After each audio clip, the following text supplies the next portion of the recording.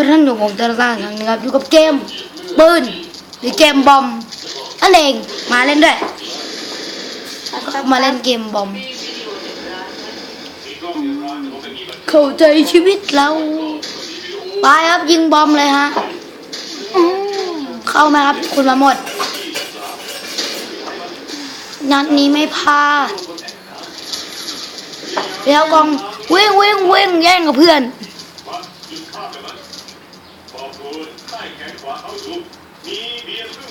เล่นเลยนี่คุณมาโมดเลยนะผมมือโปครับมาตาผมครับผมมาเอาใจช่วยไม่ต้องซ่าแล้ว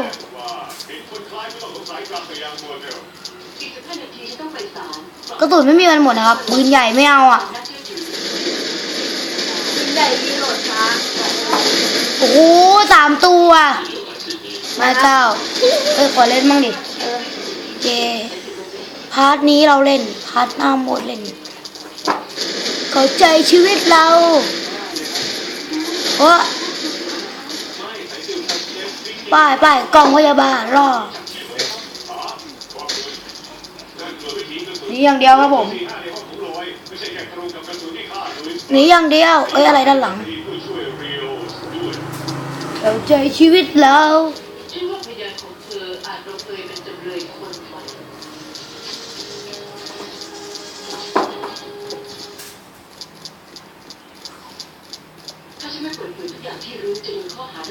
ไป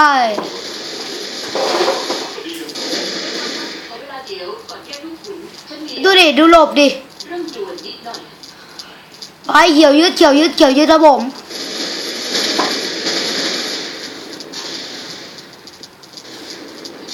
ว่ามันต้องโผล่มาตรงนี้นี่แหละเชื่ออ้าวชนะหรือแพ้ชนะครับผมตาคุณโมดแล้วคุณโมด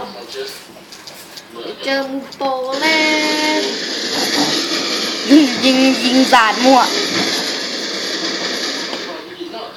เกือบเดี่ยงไม่ต้องกลัวเกือบเดี่ยงแน่นอนก็ว่างั้นยิง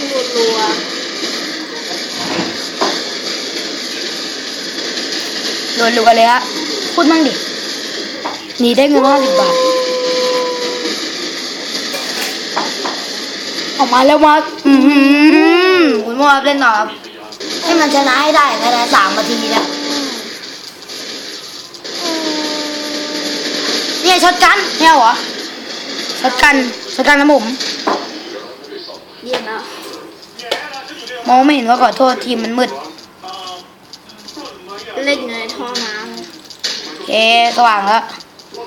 ถ้าภาพไม่สวยถ้าภาพไม่ก็ขอโทษทีเพราะใช้กล้องอัดนะครับผมเอาลูกปืนให้มันเคี้ยวไปเลยยึดกลางเรียงเลยเอาลูกปืนให้มันจ่อเลยเอาลูกปืนให้มันเคี้ยวไปเลยไปโอ้โหเรา15แล้วครับฝั่งเรา15ฝั่งเราสีฟ้านะ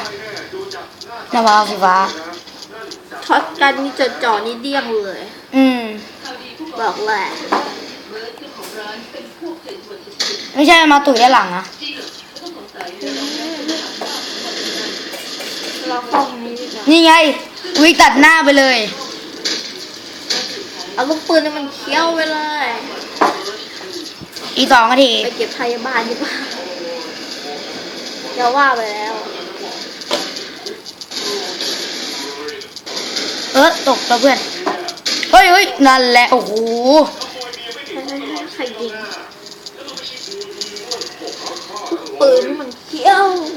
4 นาทีแล้วผ่านไป4 นาทีแล้วเอาสัก6 นาทีพอเพื่อนขอโทษปืนลั่นขึ้นมาเคี้ยวทีนี่มีอร่อยเลยนั่นไงมันเล่นเพื่อนโอ้โหเพื่อนตาย3 รุม 1ตายเป็น1เนี่ยหรือว่าต่อหมัดนั่นเอง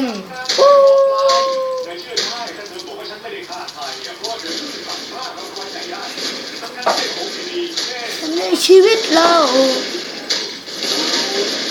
จับฐานตรงนี้เรายึดเอาลูกปืนแล้วมันเคี้ยวเล่นไปเลย27ชนะแน่คุณ เอา30ได้ไหมได้หมดอะ30 28แล้วผมไปเอาเลือดแป๊บนี่กำลังเสริมอยากแนะนำตัวเร็วกว่านี้แต่ที่นี่ยุ่งมากคริสใช่ไหมจ๊ะชารอนนี่คริสครับผู้กองส่วนตัวของฉันเลยนะคนนี้โฟกัสหนึ่งสิกล้อง